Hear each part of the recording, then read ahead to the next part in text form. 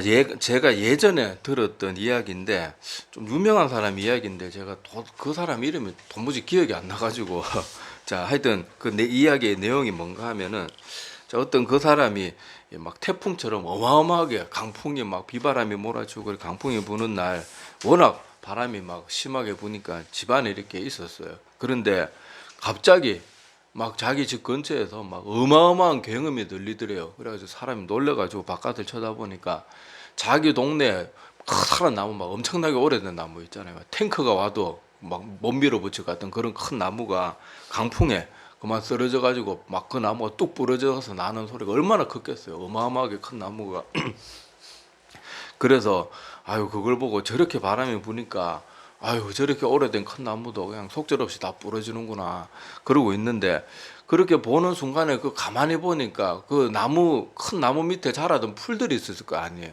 근데 그 풀들을 가만히 보니까 그렇게 강풍이 부는데도 얘들은 그냥 나부끼기만 하지 꺾이지조차 않더라는 거예요. 그리고 그것을 보면서 아 저렇게 큰 나무 막 이렇게 탱크가 와도 밀어붙여도 끄떡없을 것 같은 나무도 저렇게 바람에 속절없이 부러져 나가는데 저 한낱 가냘픈 저 풀잎은 저렇게 강풍이 부는데도 끄떡이 없구나 그냥 나부낄 뿐이구나 그러면서 큰 깨달음을 얻었다는 그 얘기를 제가 옛날에 어느 책에선가 한번 읽은 적이 있습니다. 자 물론 이것이 모든 거에 약한 게 뭐 강한 것보다 더 강하다 뭐 이런 게 100%다 적용되는 건 아닌데 자 우리도 일상 가운데 보면요 때로는 약한 것이 약하다고 생각되는 것이 강할 때가 있고 그런 때가 많고 특히 우리 영적인 원리에서는요 이게 더 많이 적용이 되는 경우가 참 많습니다. 그래서 사람들이 신앙생활을 할 때 조금 신앙에 연륜이 붙고 조금 이제 뭐 경건의 생활이 뭔지 알고 뭐 이럴 때 내가 잘한다 이럴 때가 사실 영적으로 되게 위험하고 약한 상태예요. 그게 오히려 내가 막 뭔가 잘한다고 생각할 때는 실제로는 약한 경우가 많고 아이고 나같이 이렇게 큰 죄인이 참 큰 은혜를 받았구나. 아이고 하나님 앞에서 내가 구원받은 게 감사는 하지만 또 한편으로 죄송하고 송구스럽겠고 막 그렇다. 그런 마음을 가졌을 때는 오히려 영적으로 강한 상태예요. 그러니까 전에 어떤 목사님이 어떤 사람이 목회를 해야 되나 그럴 때 그런 얘기를 하더라고요. 나 같은 사람이 과연 목회를 해도 될까? 그런 사람이 목회자로 준비가 된 사람이고 내가 말씀 전해야 되고 막 내가 이러는 사람은 아직 조금 준비가 덜 된 사람이라 뭐 그렇게 우스갯소리 비슷하게 하는 소리를 들은 적이 있는데 자 우리 성경에서도 보면요. 오늘 이 본문 말씀을 기록한 이 사도 바울이 이 원래는 참 강한 사람이었어요. 굉장히 강한 사람이었습니다. 그래서 여러분 바울이 원래 이 사도 바울로 불리기 전에 사울 이름이 원래 사울이었죠. 사울. 자 청년 사울이었을 때는요.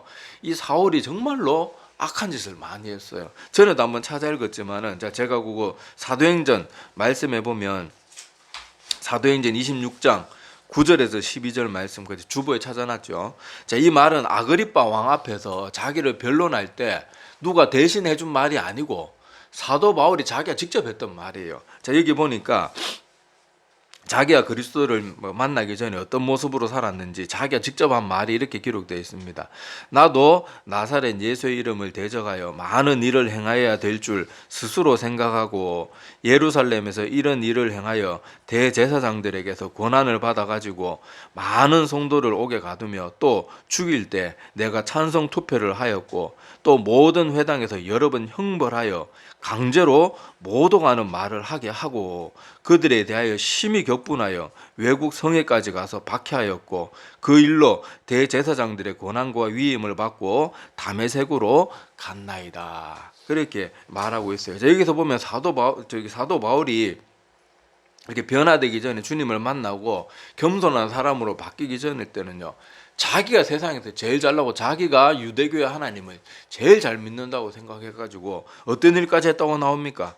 여기 막 그리스도인들 이 사람들이야말로 예수 그리스도를 믿는 것 때문에 목숨까지 내었던 순교자들이잖아요. 그 순교자들을 향해서 어떻게 했는가 하면요. 죽일 때 찬성 투표를 하고 또 회당에서 그러니까 그때 당시 유대인들의 주로 모이는 곳이 회당이었잖아요. 회당에서 공개석상에서 여러 번 형벌했다는 것은 아마 그때 태형이나 뭐 아니면 돌로 치든지 이런 것들을 했으니까 그런 형벌을 했고 또 뭐까지 했대요? 강제로 모독하게 하는 말. 너희가 믿는 예수 저주해라. 뭐 옛날 우리 일제시대 때 그랬던 것처럼 그렇게 심한 짓까지 사도 바울이 했다는 거예요. 자기가 강하다고 생각했을 때 알고 보니까 하나님을 향해서 가장 악독한 일들을 하고 있었는 거예요. 많은 사람들이 사도 바울이 이렇게 강제로 모독하는 말을 하게 했다, 이것까지 잘 모르는 분들이 있는데, 말이 나온 김에 여러분 성경 읽을 때 좀 꼼꼼히 읽고 자세히 읽어야 돼요. 제가 늘 말씀드리지만은 사람들이 성경을 여러 번 읽어도 자꾸 뭔가를 놓치는 이유가 뭔가 하면요, 성경을 읽을 때 이 마음을 다하고 정말로, 우리 소설 읽을 때나 재밌는 만화책 읽을 때 한번 생각해 보세요. 어느 사람이 소설 읽고 만화책 읽으면서 오늘은 하루에 딱 한 페이지씩만 읽어야지 그렇게 읽는 사람이 어디 있어요. 드라마, 재밌는 드라마 보면서 오늘 우리 드라마는 하루에 1분씩만 볼 거야, 이렇게 보는 아무도 없잖아요. 더구나 소설 같은 거 읽다가 여러분들 막 등장인물들이 많이 등장하고 그러면 헷갈릴 때 있잖아요. 그럼 어떻게 해요? 앞에 다시 하거나 아니면은 또 어떤 소설은 뭐 인물 소개 같은 거 정리되고 나오면 그걸 다시 찾아봐 가면서 막 읽어보고 그러잖아요. 성경도 그렇게 읽어야 돼요. 내가 앞에서 봤던 내용이 반복되는 것 같으면 내가 어디 읽었더라? 좀만 궁금해하면서 찾아보고 이래야지 하나의 말씀이 들어오지. 하루 몇 장 딱 정해놓고 읽으면요, 한평생 읽어도 잘 머리 안 남아요. 읽을 때뿐이에요. 물론 그렇게라도 안 읽는 것보다는 낫지만은, 그리고 그렇게 읽다가도 하나님이 어느 순간 팍 말씀으로 붙잡아주는 때가 있지만은, 좀처럼 그렇게 하루에 한 장 뭐 이런 식으로 읽어가지고는요, 그때는 하루 한 장이면요, 사람이 하나님의 말씀이 무슨 내용인가에 관심이 가는 게 아니고 오늘 한 장 빨리 읽어야 돼, 이거밖에 생각이 없는 거예요. 그러니까 아무리 읽어도 이런 내용이 있는 걸 몰라요. 제가 전에도 한번 말씀드렸지만 막 자기 성경 몇 독했다고 자라는 성도네 뭐 얘기를 하는데, 아니, 너무도 뻔한 내용을 몰라요. 아니, 성경 한 번만 제대로 읽었으면 알 수 있는 정말 유명한 내용인데도 모르는 사람이, 성경 자기 맨날 나 성경 몇 독했다 자랑하는 사람이 아주 기초적인 내용도 모르더라고요. 성경 절대 그렇게 읽지 말고 정말 하나님의 말씀을 궁금해하고 사모하는 마음을 가지고 내가 좋아하는 소설책이나 만화책이나 막 좋아하는 드라마 보듯이 좀 집중해가지고 간절한 마음으로 그렇게 봐야지 하나님의 말씀이 깨달아져요. 그리고 그렇게 간절한 마음으로 읽다가 어느 순간 하나님이 딱 성경 말씀을 열어주신다는 표현이 있잖아요. 딱 그래 되면요, 그때는 여러분들 목사가 뜯어말리는 목사도 없겠지만 목사가 제발 좀 그만 읽으세요 막 그래도 밥도 안 먹고 성경 읽게 될 거란 말이에요. 그렇게 돼야 돼요. 성도들이 목사의 설교 의존해가지고 되지 않습니다. 모든 목사의 목표는 성도들 스스로 하나님의 말씀에 젖어들게 하는 거, 그게 목사들의 목표지. 목사는 거기까지 도와주는 존재지, 목사가 성도들의 영혼을 책임지는 존재가 절대로 아니에요. 절대로. 자, 하여튼 아무튼 이렇게 강했던 사도 바울이 자기의 엘리트적인 요건들 때문에 자만심으로 똘똘 뭉쳐 있었어요. 생각해보세요. 사도 바울은 태어날 때부터 로마인이었어요.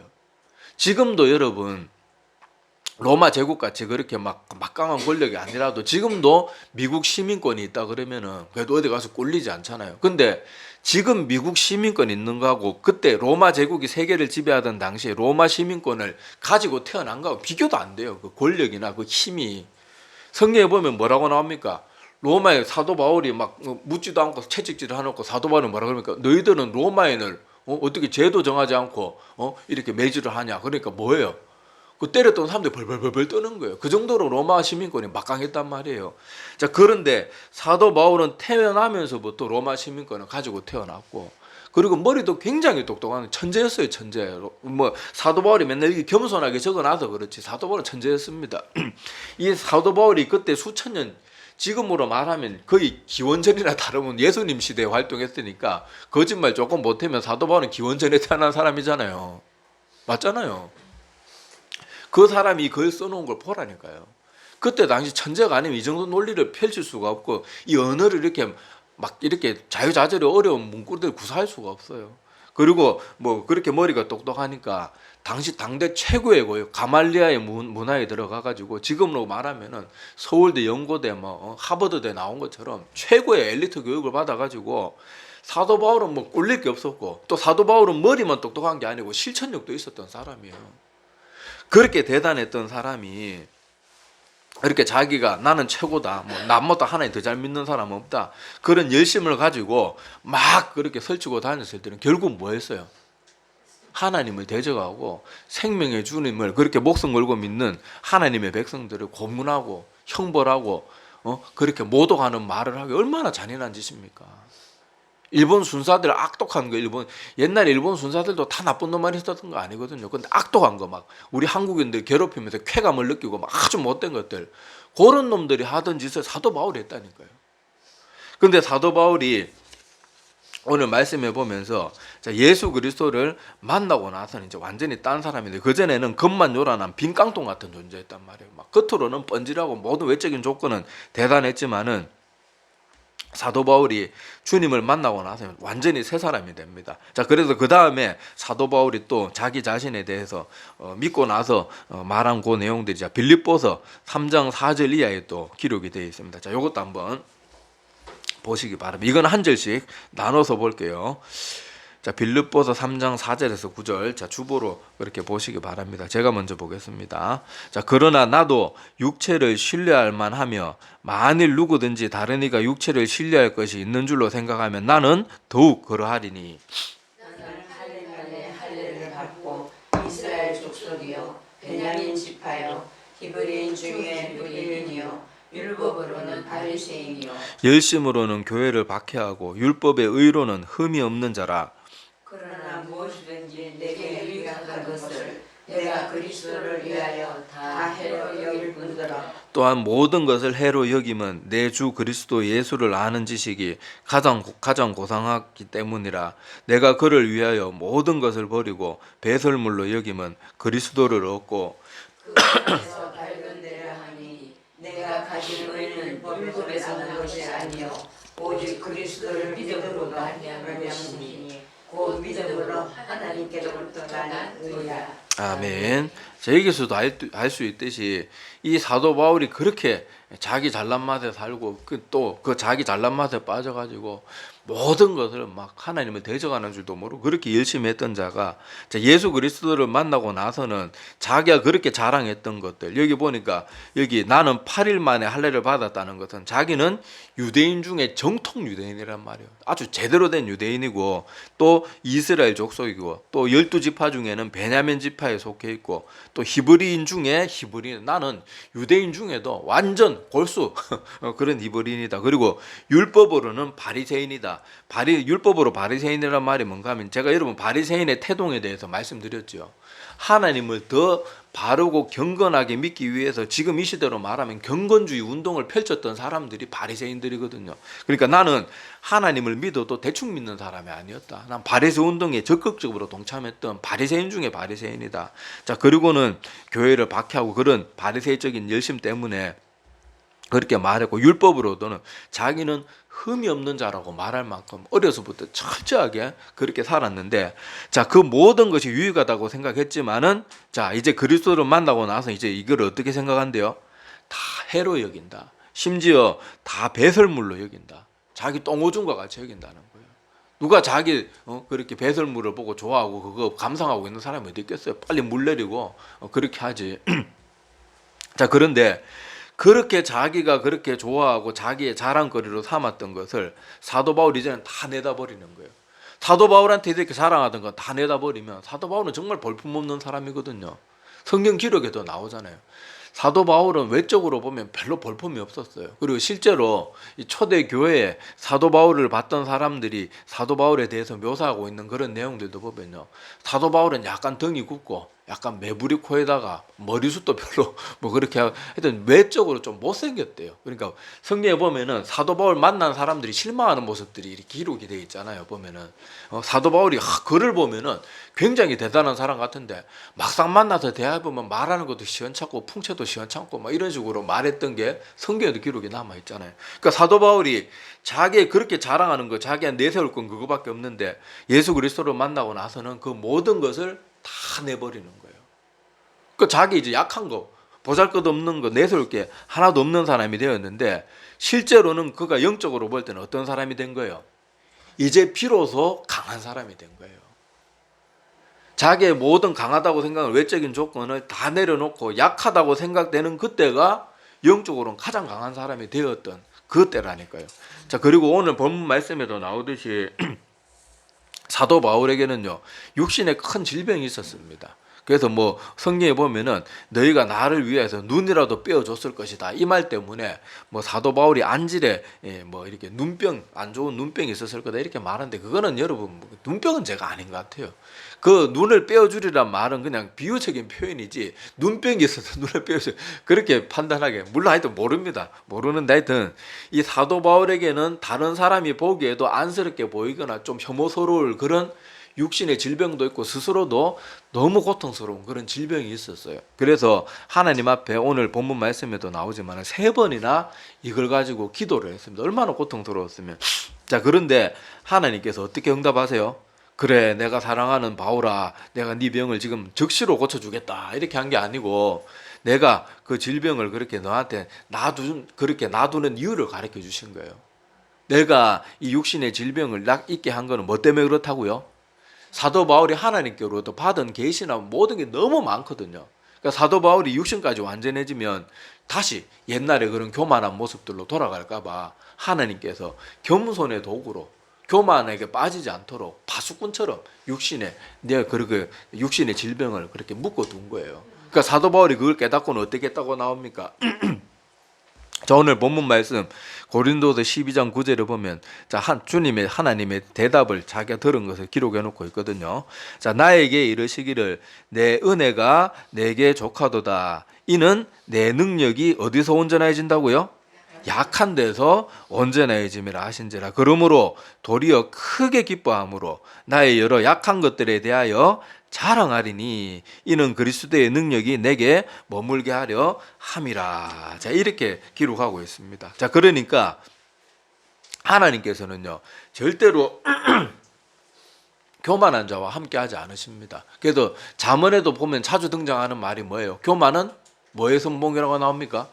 패망의 선봉이고, 하나님이 이상하게도 성경에 보면요 뭐 살인자나 뭐 가늠한 사람들보다 너무너무 싫어하는 사람이 어떤 사람이에요? 교만한 사람. 하나님께서 정말로 싫어하세요. 잠언에서도 보면요 교만에 대한 경고는 굉장히 많이 등장하고 자주 등장합니다. 그러니까 하나님께서 사도 바울이 원래 프라이드가 강한 사람이었고 또 그런 모습들을 하나님께서 알고 계시기 때문에, 그리고 사도 바울에게는 하나님이 이 세상에 살았던 그 어떤 사람보다 많은 것을 알려주시고 많은 것을 보여주셨어요. 사도 바울이 보면은 내가 아는 사람 중에 천국에 갔다 온 사람이 있다 말하는데 사실 그 자기 자신을 그냥 완곡하게 표현한 거거든요. 그러니까 사도 바울은 산채로 이렇게 살아있는 채로 하나님 나라도 갔다 왔고 거기서 말로 다 표현할 수 없는 말도 들었고 말해서도 안 되는 비밀까지도 다 듣고 온 사람이 사도 바울이었거든요. 그런데 여러분 간증 많이 다니다가 교만해져 가지고 이상해진 사람들 우리 종종 보잖아요. 사도 바울도 하나님이 그렇게 될까 봐 육신의 질고를 안 고쳐주시고 놔두시는 거예요. 그러니까 사도 바울이 이걸 깨닫고는 너무너무 기뻐한 거예요. 하나님이 이렇게까지 날 지켜주시는구나. 나를 지켜주시는구나. 그래서 여기 보니까 도리어 크게 기뻐했다. 그리고는 이제 뭘 자랑해요? 내 약한 것들. 나 육신의 질병이 있는 사람이다. 나 죄인이었다. 나 하나님을 대적해서 심지어 그리스도인들, 초대교회 그리스도인들 내가 그렇게 박해했던 정말 못난 사람이다. 나중에 또 어떤 말까지 합니까? 내가 죄인 중에 괴순이라. 모든 이 땅에 흉악한 죄인들을 다 모아놔도 그 중에 괴물 같은 존재가 자기 자신이다. 그렇게 말하면서 사도 바울이 이제는 자기의 가장 큰 허물과 치부를 자랑하는 그런 사람이 되었는데, 영적으로 볼 때는 사도 바울이 위대한 사람이 비로소 그때 되는 거예요. 자기가 스스로 강하다고 생각할 때는 형편없는 사람이었죠. 심지어 하나님을 대적하는 사람이었는데 이렇게 약한 것을 자랑하고 약한 것을 바르게 인식하고 약한 가운데도 불구하고 하나님께서 은혜 베풀어 주신 것을 깨달을 때는 그때야말로 진정으로 강한 사람이 되었던 거예요. 자, 우리도 우리 자신을 보면 약한 모습이 많을 수 있어요. 사람에 따라서 이 사도 바울처럼 육신에 질고가 있는 사람이 있을 수도 있고, 많이 못 배워서 그렇게 무식한 게 부끄러움이 되는 사람도 있고, 경제적으로 부유하지 못해서 그렇게 부끄럽거나, 또 자기 성격이 좀 소심하거나, 또 어떤 사람은 좀 말을 더듬거나, 뭐 이런 여러 가지 이유들 때문에 자기 약함 때문에 그렇게 마음 아파하고 있는 사람들이 많을지 모르겠는데, 사람은 누구나 아무리 대단해 보이는 사람도 다 뜯어보면요 약점이 없는 사람이 아무도 없어요. 근데 우리가 그 약점을 보면서 자기 약점 때문에 맨날 불평하고 원망하고 울고 남 핑계대고 막 남을 원망 이래가지고는요 아무런 발전이 없고, 우리는 그때 뭘 생각해야 되는가 하면 세상 사람들도 나의 약점 때문에 나를 이렇게 무시하고 나를 멸시하고 나를 거들떠보지 않는데, 하나님은 이렇게 연약한 나를 이렇게 사랑하시고 아무 값 없이 구원해 주셨구나. 내 시선을 거기에 돌려야 되는 거예요. 그러면 그때 나는 나의 약함이나 연약함 때문에 계속 더 움츠러들고 더 불평분자가 되고 더 남을 저주하고 미워하는 그런 사람이 되는 게 아니고, 나의 약함을 인정하고 내가 이렇게 약한 것뿐만 아니라 죄인임에도 불구하고 구원해 주신 그 하나님을 감사하고 기뻐할 때는요, 내가 그 약한 가운데서도 무언가 할 수 있는 존재가 되는 거예요. 자기 약함에 계속 빠져가지고 교회에서도 저는 가난해서 뭐 못하고, 나는 많이 못 배워서 뭐 못하고, 나는 못해요 그러면은 계속 못하고 그냥 인생 그렇게 끝나는 거예요. 근데 내가 이렇게 약한 사람이니까 남들 안 하는 거 해야 되겠다. 그래서 교회 화장실 청소하고 남들 안 모이는 데서 뭐 그렇게 하고. 근데 하나님이 보시되 그 사람이 너무 아름다운 사람이거든요. 막 성도들 앞에서는 막 자기가 뭐 교회 장로니 중직자니 막 뽐을 내고 다니 목에 힘을 주고 기도할 때도 하나님 앞에 기도하는 게 아니고 미사이고 놀아놓기 바쁘고 이러면서도 아무도 없으면 교회 떨어진 휴지 하나도 줍지 않는 그런 사람을 하나님이 기뻐하시겠냐고요. 그건 하나님 마음에 실망스러운 사람들이 되는 거예요.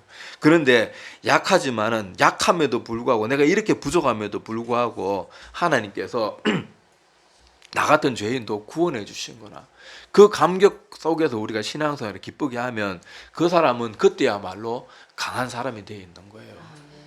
안전한 영혼이 안전한 가운데 있는 거예요. 나 정도면 됐지, 이렇게 믿어야지 이러면서 다른 연약한 사람들의 그런 약함을 막 용납하지도 못하고 이해하려고 하지도 않고 막 칼을 휘두르듯이 막 정죄 칼날을 휘두르면 그 사람은 교회에 거치는 자가 되고 있는 거예요. 자기도 예수 믿기 전에는 그 사람들보다 더 엉망진창으로 살았으면서 이제 자기가 교회에서 조금 직분 있고 조금 바르게 신앙생활 한다고 아직 세상에 때를 벗지 못한 사람들, 교회 나온 지 얼마 안 된 사람들, 연약한 성도들, 이런 사람들이 뭐 주일날 짜장면만 사 먹어도 막 돈 썼다고 난리를 지기고 막 또 교회에서 그 사람이 아직 세상에 때가 덜 벗겨져 가지고 또 세상에서 하던 말이나 그런 사고방식이 좀 튀어나올 수 있잖아요. 그러면 그 이해해주고 아이고 그냥 웃으면서 아이 교회에서는 그렇게 하시면 안 돼 이렇게 하면 되는데, 막 교회에서 그딴 소리 하냐고 막 전에도 한번 말씀드렸죠. 제가 전에 첫 사역했던 교회에서 어떤 장로님 한 분이 그 교회 새신자가 나왔어요. 정말 젊어 나온 지 아직 한 달도 안 된 사람이에요. 담배 아직 못 끊잖아요. 근데 너 아직도 담배 피나? 막 성도들이 있는 자리에서 아직도 술 마시나? 그러면서 하니까 막 지는 옛날에 어땠으면 막 그 사람이 제 장로 꼴배시에 교회 안 나오겠다고 막 그래가지고 그 사람 정말 안 나왔어요. 한동안 처음에 나와가지고 그렇게 교회 나와서 설교 말씀드리니까 너무 좋다고 그랬는데, 그런 교만한 사람 한 사람 때문에 한 영혼이 그냥 마음의 문이 닫혀버리는 거예요. 그러니까 그 장로님은 자기는 막 교회 앞에서 사람들 앞에서 찬양 인도하고 막 이런다고 막 자기가 잘났는지 모르지만은 정작 하나님이 보실 때는 천국 문을 닫고 있는 사람이 되고 있는 거예요. 자, 히브리서 10장 38절에서 39절에 보면요. 자, 나의 의인은 믿음으로 말미암아 살리라. 또한 뒤로 물러가면 내 마음이 그를 기뻐하지 아니하리라 하셨느니라. 우리는 뒤로 물러가 멸망할 자가 아니요 오직 영혼을 구원하며 이르는 믿음을 가진 자니라. 자, 이 말씀을 잘 보세요. 이 말씀을 보면 자기 자신의 연약함 때문에 계속 뒤로 물러가고 움츠러드는 것은 하나님이 어떻게 하신대요? 기뻐하지 않는데요. 우리는 오히려 이렇게 연약함에도 불구하고 아무 값 없이 조건 없이 어마어마한 사랑을 받은 그 하나님의 사랑에 감사하고 영혼 구원함을 이루는 믿음을 가지는 것, 이걸 또 내가 가지긴 가졌지만 주신 분은 누구예요? 하나님이 주셨잖아요. 그걸 감사하고 기뻐하면서 약함에도 불구하고 앞으로 계속 나아가는 그 사람들은 하나님께서 기뻐하시고 하나님께서 그런 사람들은 더욱더 보듬어 주시는 거예요. 우리가 조금 신앙생활 잘한다고요 절대 교만하거나 개구리 올챙이적 모른다고 다른 사람의 약한 모습들 그런 거 보면서 그러지 마세요. 제가 사역하다가 보면 조금 신앙생활 한 분들이 막 뭐 전화가 오든지 이렇게 해가지고 다른 사람이 조금 약한 소리 했는 거 가지고 다 일러 바치고 막 그건 왜 그럴지 모르겠어요 목사님. 막 내가 그럼 그 전화 받고 같이 욕해야 되겠습니까? 아유 그 권사님이 신앙생활 오래 하셨어도 그런 부분에서는 아직 조금 그 믿음의 그런 이해가 조금 부족한 것 같습니다. 그래 기도해 줍시다 그러면은 자기 편 안 들어준다고 섭섭하는 게 목소리 대변에 느껴져요. 얼마나 유치한 모습입니까? 신앙생활 하다가 보면요 교회에도 별의별 사람이 다 있어요. 못된 사람도 있고 제가 전에도 말씀드린 제가 학생부도 오래 했는데 여러분 이제 중학교 1, 2학년밖에 안 된 애들은요 빨리 안 크는 애들 아직 초등학생하고 별 차이가 없어요. 그런데 요놈들이 주일 아침에 교회 와가지고 빨리 예배는 안 들어오고 화장실에 담배 피우고 있어요. 근데 요즘 애들이 얼마나 골 때리는가 하면 목사가 그 자리에 갔는데 놀리지도 않아요. 담배 끌려고 생각도 안 해요. 담배 뻘뻘 피면서 다 피우고 들어갈게요. 그런데 제가 거기서 이놈의 자식들이 어디 교회 담배를 피자 막 그러면서 당장 너 같은 집에 돌아가라고 막 발로 걷들 궁뎅이 걷들 차고 이러면 되겠냐고요. 야 이놈들아 담배 그거 몸에 안 좋은 거 빨리 꺼 임마.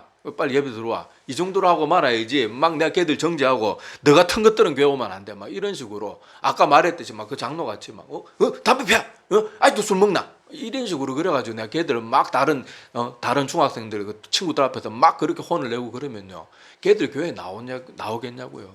근데 그렇게 뻔뻔하고 골 때리는 막 지금 문제와 같은 그런 애들이 그래도 계속 칭찬해주고 그래도 그런 거 가지고 지나치게 뭐라 하지 않고 그러면요 나중에 와서 목사님한테 목사님 좀 기도 좀 해주세요. 키가 빨리 안 큽니다. 이러면서 또 그렇게 마음문을 열어요. 그전에는 어른만 보면 삐딱해 막 그런 애들이 많거든요 요즘. 그러니까 참아주고 이해해주고 우리도 하나님 몰랐으면 걔들하고 뭐 다를 게 뭐가 있겠냐고요. 뭐 담배 안 피더라도 뭐 다른 면에서 또 부족한 거 다 많은 존재들이잖아요. 그런데 사람들이 조금 자기 신앙생활 조금 깊어지면 다른 사람들의 약함 이런 것들을 막 너무 지나칠 정도로 그러면 안 돼요. 자, 그래서 우리 신앙생활을 하면서 절대로 개구리 올챙이 쪽 모르는 사람이 되지 말고 하나님께서 우리같이 약한 사람, 우리같이 연약한 존재, 이런 존재도 하나님께서 용납하시고 구원의 길로 이끌어 주셨다는 거, 그것을 늘 감사해야 돼요. 그리고 이렇게 부족한 우리를 구원해 주셨으니까 우리는 이제 더 막 살아도 된다, 이게 아니죠. 그건 이 말씀을 올바르게 이해한 사람의 모습이 아니죠. 어떤 사람들은 목사님이 이런 회개나 하나님의 사랑에 대해서 설교하고 나면 봐라 하나님이 다 용서해 주신다 그러면 오늘 술 먹으러 가고 그게 아니죠. 이렇게 하나님이 우리같이 부족한 자도 용서해 주시고 용납해 주시고 은혜를 베풀어 주시니까 어떻게 해야 되겠어요? 더 바르게 살기 위해서 애를 써야 되는 거예요. 그래서 오늘 마지막 성경 구절 한 군데만 봅시다. 디모데후서 4장 7절에 보면 사도 바울이 한때 그렇게 그리스도인들이 핍박하던 사람이었지만은 이제 하나님의 값없는 은혜로 그렇게 구원을 받고 나서는 그 삶을 어떻게 살았는가 하면 디모데후서는 제가 말씀드렸지만은 사도 바울의 유서와 같은 마지막 이 땅에서 마지막 썼던 죽기 얼마 전에 마지막으로 썼던 편지인데 자 거기 이렇게 말하고 있습니다. 우리 한번 디모데후서 4장 7절과 8절은 같이 읽어보겠습니다. 자 시작. 나는 선한 싸움을 싸우고 나의 달려갈 길을 마치고 믿음을 지켰으니 이제 후로는 나를 위하여 의의 면류관이 예비되었으므로 주 곧 의로우신 재판장이 그날에 내게 주실 것이며 내게만 아니라 주의 나타나심을 사모하는 모든 자에게도니라. 아멘. 자, 우리도 사도 바울처럼 이렇게 큰 죄인이고 우리 약점들 성격도 그렇고 우리 약점들 얼마나 많습니까? 부족한 거 얼마나 많습니까? 그럼에도 불구하고 이렇게 큰 은혜를 베풀어 주시고 구원의 길로 이끌어 주시는 그 하나님 앞에 우리가 이제는 감사해서 나의 약함들은 자꾸 줄여나가고 하나님이 더 기뻐하시는 그 모습들이 열심히 살아서 사도 바울처럼 마지막 주님 앞에 섰을 때는 제가 구원받은 이후로는 하나님 정말 선한 싸움을 열심히 싸우고 이 달려갈 길을 제가 정말 열심히 달려왔습니다. 이렇게 신앙 고백할 수 있는 우리 모두가 되기를 간절히 소망합니다. 자, 그리고 그런 사람들에게는 의의 면류관이 예비되어 있을 줄로 믿습니다. 예, 기도드리겠습니다.